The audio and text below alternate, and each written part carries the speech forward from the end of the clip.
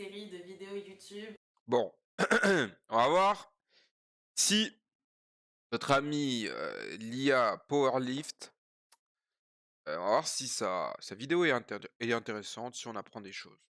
Principalement, personnellement, quand je regarde une vidéo, j'aime bien apprendre des choses, surtout quand il s'agit de sport. OK? Bon, on va voir ça. De participer. Alors, parce que la truc, c'est ma blessure. Moi, personnellement, je mise une blessure soit à la hanche, soit au dos, un des 2. À cette, Attends, parce que là, là, elle nous donne des indices de baiser, là. Attendez les frères. Ne OK, 160 kilos, janvier 2023, soulevé de terre, tradi. OK, 160, qui est franchement très bien, propre pour une fille, pour sa caté. ne se déroule pas exactement comme prévu, mais ce sont À 9 mois. En 9 mois, elle fait un plus 71 kilos. 9 mois, c'est court quand même. En un an, je dis pas que c'est impossible. Et bon, c'est limite quand même. 9 mois, 71 kilos de plus sur un PR, sur le soulevé de terre, quand même énorme. Et surtout sur le soulevé de je terre. parle de ma douleur au dos qui m'empêche. J'avais dit quoi? Parce que j'avais le choix, les frères. Ça aurait pu être un problème au quadri, ça aurait pu être un problème à l'épaule, ça aurait pu être, je sais pas moi, elle s'est blessée à la cheville, elle a fait un sport co et puis bref, elle est tombée. Ça aurait pu être, l'ischio, ça aurait pu être le mollet. J'avais v'là les je sais pas, ça pourrait être des problèmes de filles, je sais pas. Je sais pas les frères, ça aurait pu être le cou. Bizarrement, le dos. Putain, mais c'est c'est quand même grave, hein. Après, en vrai, vas-y, est-ce que c'est hors contexte un peu, parce qu'on pourrait se dire: «Vas-y, elle était, je sais pas moi, elle est rarement blessée», parce que ça arrive de se blesser. On fait le mec là, mais en mode, blessure, ça arrive à tout le monde. Mais bizarrement, les power, c'est souvent les mêmes zones. C'est ça que je veux dire, en fait, c'est que ça aurait pu être n'importe quoi, genre, ça avait été l'épaule ou le quadri, j'aurais fait: «Ouais, bon, arrive», tu vois? Et le dos, tiens, ça squatte barbasse, je sais pas combien de fois dans l'année. Attends, qu'est-ce que je vais dire d'autre? Non, c'est tout, ça squatte barbasse. Ah oui! Les séances SBD,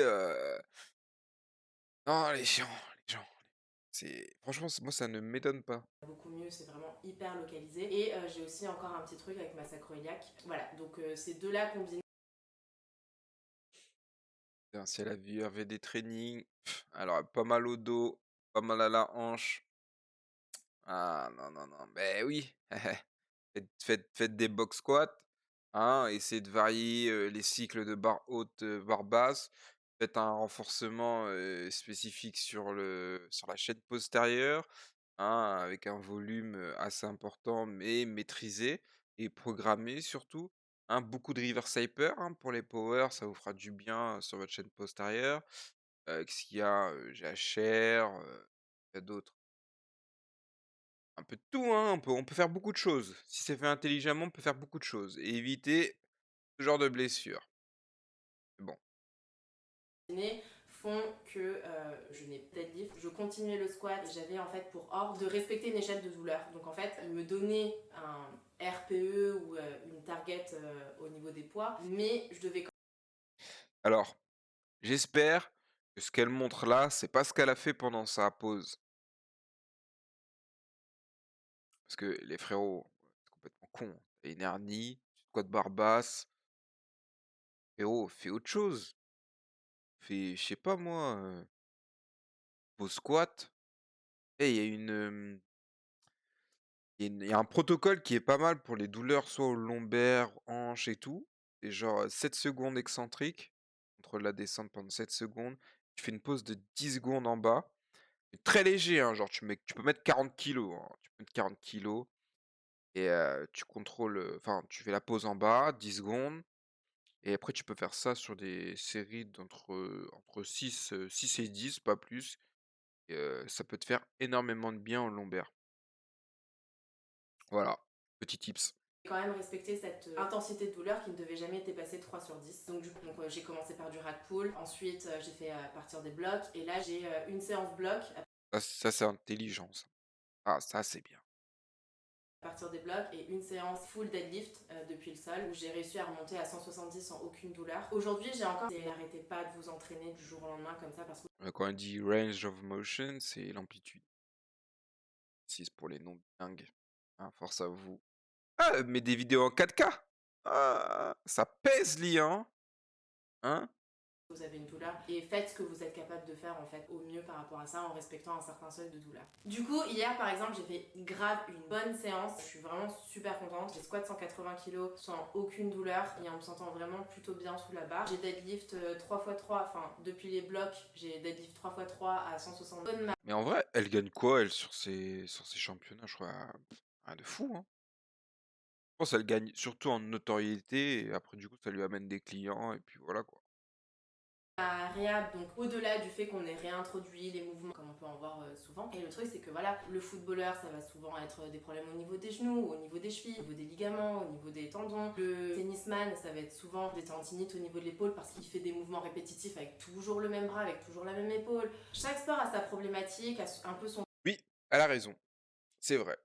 Et juste, bon après ce serait, quoi l'expression? En gros, ce serait bien d'avoir,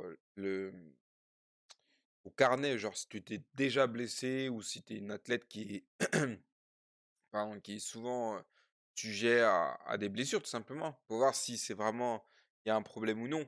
Allez, je des signaux avant-coureurs, quelque chose allait pas avec mon dos. Et mais c'est bien parce qu'elle explique. J'aime bien un peu comment elle aborde le truc, c'est qu'elle explique déjà qu'elle avait un passé où elle était pas forcément blessée. Après c'est ce qu'elle dit, on ne sait pas, hein, n'importe quoi. Bref, on lui laisser le bénéfice du doute, hein, elle le dit, on va la croire. Mais c'est bien je trouve comment elle l'aborde. et je Ah ouais, elle a abusé de baiser. Ah oui, donc elle s'est dit: «Première compète, moi t'inquiète, je ferai ça après». «Ah mais non, mais en fait, il y en a une autre qui arrive». «Ouais, vas-y, je verrai ça après». «Vas-y, hey, il y en a une autre qui arrive, vas-y, je ferai ça après». Au final, elle s'est tapée, après ça va, 1 mois et demi, elle s'en sort plutôt bien, hein, pour avoir repoussé, autant, sa blessure, ça va, hein. Je savais qu'en fait c'était vraiment pas une bonne idée. Quand j'ai appris le truc, j'ai vraiment eu une période de bad. Genre vraiment. Ouais, ça me termine. Et les gens qui se prennent en photo quand ils pleurent, j'ai jamais compris. Faudrait vraiment m'expliquer ça, c'est quoi le but? Alors tu te dis en fait, faut vraiment être fou, hein. Faut se dire: «Vas-y, ça va être un moment où je vais pouvoir l'utiliser pour mes réseaux ou pour une vidéo». Les gens ils sont matrixés, hein, par les réseaux, c'est abusé. Bref, Genre je me suis dit, et si genre j'étais jamais... je trouve, elle a un bon mental. C'est pas genre putain, elle se laisse pas, abattre par par la blessure. Elle pourrait se dire: «Ouais, vas-y, c'est bon, je m'en bats les couilles, trop, je reviendrai jamais», mais elle a l'air, déterminée, que Although I do look forward j'ai pas encore une bite qui a poussé, même si j'ai hâte que hein? to that. Et comme je suis du genre à préférer m'attaquer à la source des problèmes Bizarre. plutôt qu'à leur